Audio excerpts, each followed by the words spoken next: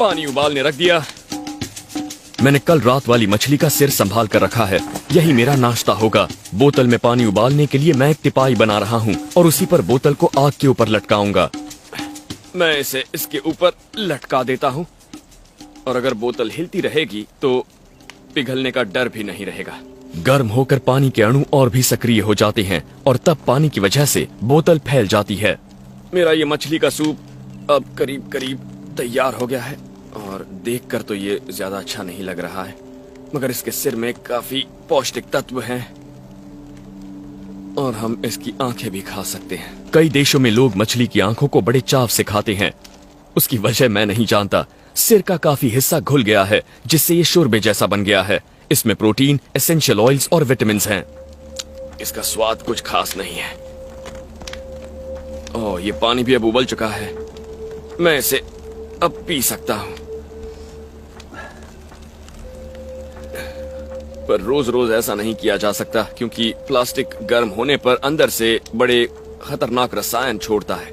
लेकिन ऐसे हालात में जब पानी उबालने के लिए कोई रास्ता ना हो तो आप ऐसा कर सकते हैं।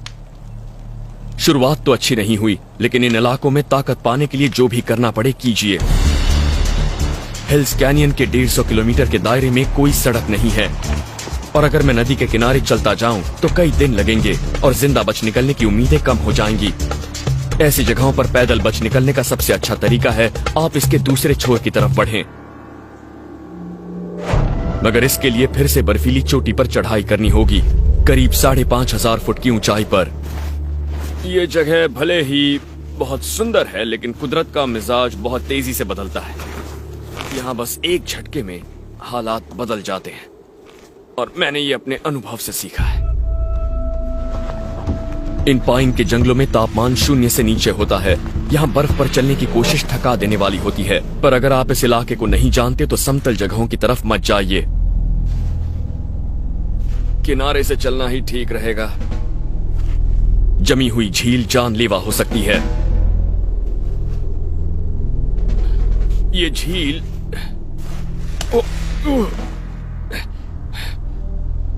पूरी तरह से जमी नहीं है। ये देखिए, यहाँ पर बर्फ काफी ठोस है और अभी तो सर्दियां आधी भी नहीं गुजरी हैं। मुझे अंदाजा नहीं है कि बर्फ कितनी जमी होगी। ऐसी झीलों पर बहुत सावधान रहना चाहिए। हर साल ऐसी जमी हुई झीलों में गिरने से कई लोग मर जाते हैं।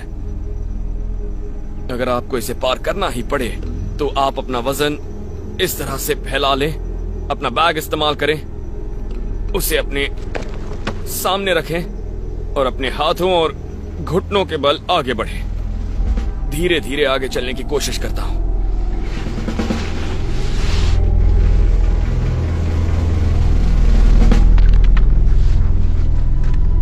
अभी तक तो सब कुछ ठीक ही लग रहा है, लेकिन किनारे के आसपास ऐसी झीलें बहुत कमजोर होती हैं। झील हमेशा बीच से किनारे की तरफ जमती है, मतलब हम किनारे से जितना दूर जाएंगे बर्फ उतनी मोटी होगी। लेकिन फिर भी मेरे साथ ही रहने की कोशिश करना। 1 इंच मोटी बर्फ मेरा वजन संभाल सकती है, लेकिन ये कोई निश्चित नियम नहीं है। साल के इस वक्त तापमान में 20 डिग्री का अंतर आ सकता है, जिससे किसी भी बात का सही अंदाजा नहीं लगाया जा सकता। लेकिन अपना वजन फैला लेने पर खतरा कम हो जाता है। मैं पहले जमी हुई झील में गिर चुका हूं और मैं जानता हूं कि वो अनुभव कितना डरावना हो सकता है। इतने ठंडे बर्फीले पानी में गिरे तो सदमे से मौत भी हो सकती है। लेकिन ऐसी जगहों पर जहां दूर दूर तक मदद मिलने की संभावना ना हो, वहां कुछ ही घंटों में हाइपोथर्मिया से जान भी जा सकती है।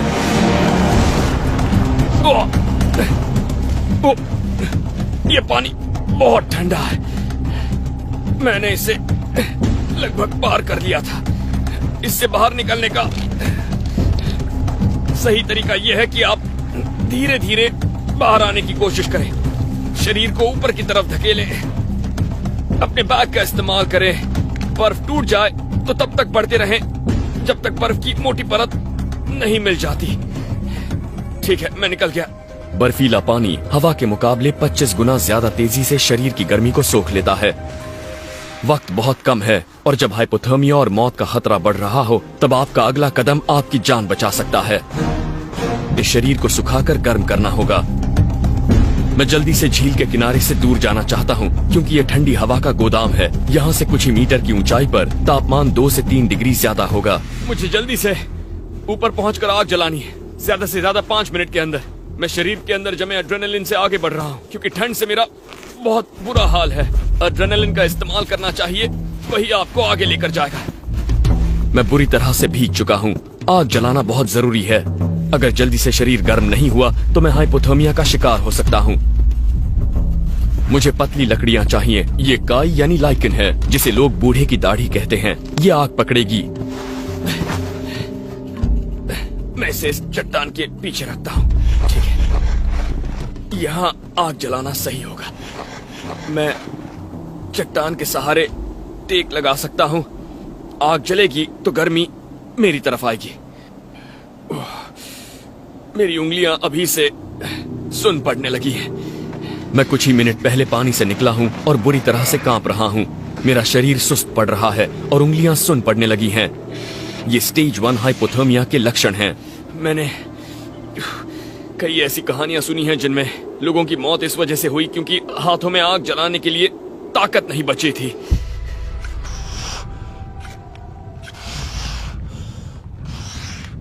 जल जाओ।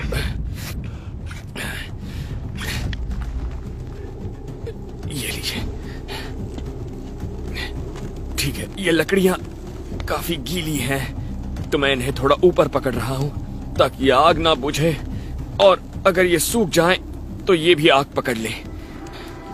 ठीक है, मुझे थोड़ी और लकड़ियां लानी होंगी, फिर इन गीले कपड़ों को उतारना है वरना ठंड से मेरी जान निकल जाएगी। हालत खराब है।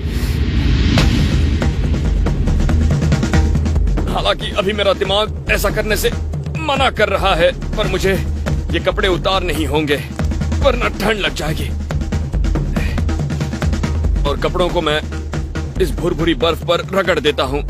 ये बर्फ इसकी नमी सोख लेगी, फिर आप इसे पहन सकते हैं।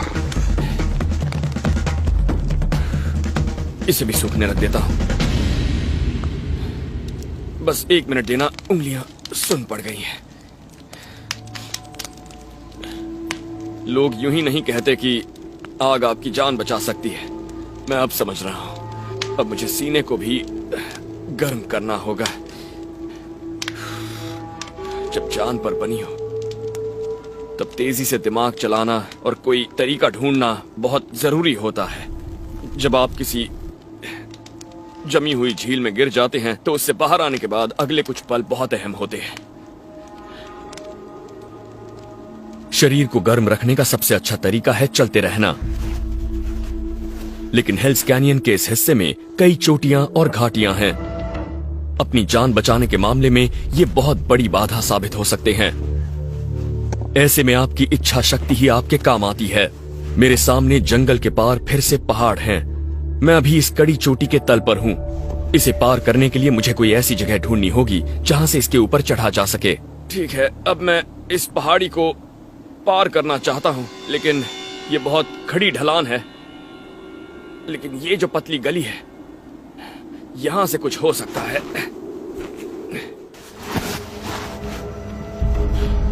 आप ये बर्फ देख रहे हैं, ये एवलांच का मलबा है। दरअसल ये एक अच्छा संकेत है। इसका मतलब एवलांच हो चुका है। बहुत खूब।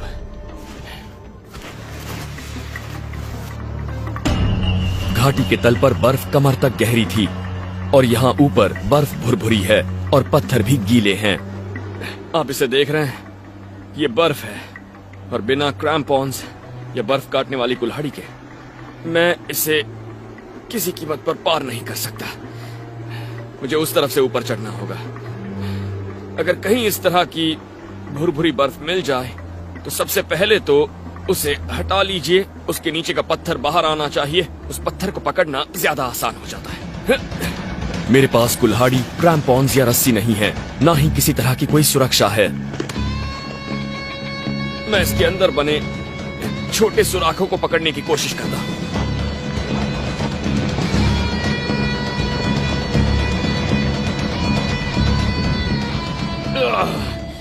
ये एक बहुत बड़ी मुसीबत है। यहाँ कुछ भी सुरक्षित नहीं है, पर अगर मैं इसके ऊपर चढ़ जाऊं तो शायद कुछ हो सकता है। मैं करीब 50 फुट की ऊंचाई पर हूं और अगर यहाँ से फिसला तो सीधे नीचे जाकर गिरूंगा, चट्टान के ऊपर। यहाँ काफी बर्फ है और आप अपने चाकू से ऊपर चढ़ने के लिए एक पायदान बना सकते हैं। यह आखिरी पायदान मुझे यहाँ से निकाल देगी और मैं चोटी तक पहुंच जाऊंगा। मैं क्रैम्पॉन्स और कुल्हाड़ी के बिना ऐसी जगहों पर बहुत ही कम बार चढ़ा हूं और यहाँ की बर्फ वाकई बहुत चिकनी है, पर हम पहुंच चुके हैं। अच्छा काम किया।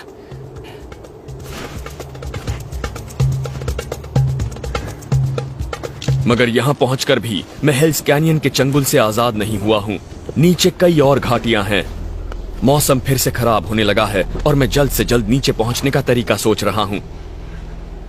आप देख सकते हैं वो बादल भी इसी तरफ आ रहे हैं और मैं चाहता हूं उन बादलों के यहाँ पहुंचने से पहले मैं उन पेड़ों तक पहुंच जाऊं। ये ढलान बहुत अच्छी है। मैं टोबॉगन जैसा कुछ बनाने की कोशिश करता हूं। मेरे बैग का अस्तर काफी चिकने प्लास्टिक का है। ये बर्फ पर अच्छी तरह फिसलेगा। मुझे पूरा भरोसा है कि ये काम करेगा। लाओ वो कैमरा मुझे दो। ठीक है, चलो चलते हैं। ये तरीका पैदल चलने से ज्यादा तेज है और थकान भी नहीं होती।